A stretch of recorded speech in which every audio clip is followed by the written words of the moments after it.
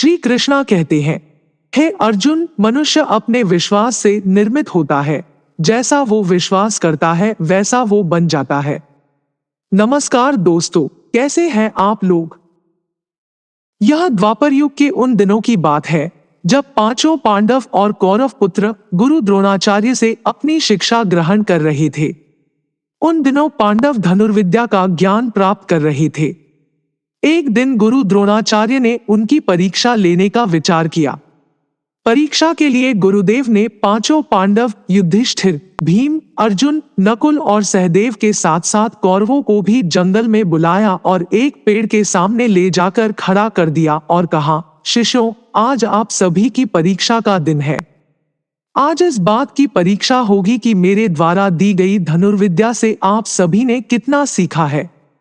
इसके बाद गुरु द्रोणाचार्य ने उस पेड़ की तरफ इशारा करते हुए कहा, वहां देखो, उस पेड़ पर एक नकली चिड़िया लटकी है। मैं चाहता हूं कि आप सभी एक एक करके उस मछली की आंख पर निशाना लगाएं और तीर सीधा आंख के बीचों बीच उसकी पुतली पर जाकर लगना चाहिए। क्या आप सभी समझ गए? इस पर सभी ने सहमति में अपनी सिर हिला दिया। गुरु द्रोणाचार्य ने सबसे पहले युधिष्ठिर को आगे बुलाया और तीर कमान उसके हाथों में थमाते हुए उससे पूछा, वत्स, तुम्हें इस समय क्या क्या दिख रहा है? इस पर युधिष्ठिर ने जवाब दिया, गुरुदेव, आप, मेरे भाई, यह जंगल, पेड़ पर बैठी चिड़िया व पत्ते आदि सब कुछ दिख रहा है। यह सुनकर द्रोणाचार्य ने युधिष्ठिर के हाथ से तीर कमान ले लिया और कहा कि वह इस परीक्षा के लिए अभी तैयार नहीं है।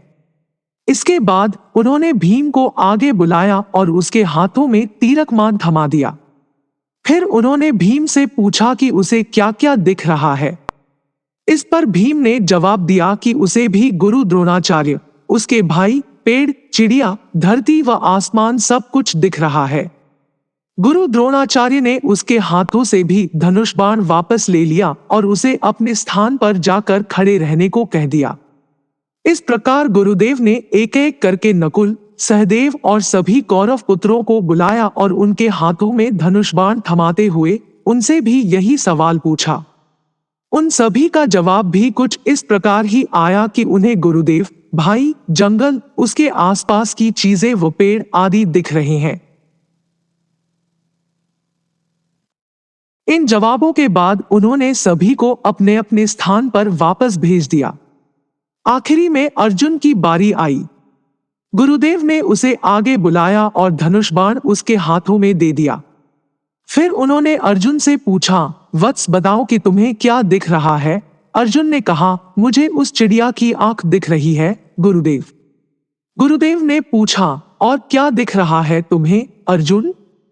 मुझे उस चिड़िया की आंख के अलावा कुछ नहीं दिख रहा, गुरुवर, अर्जुन ने कहा।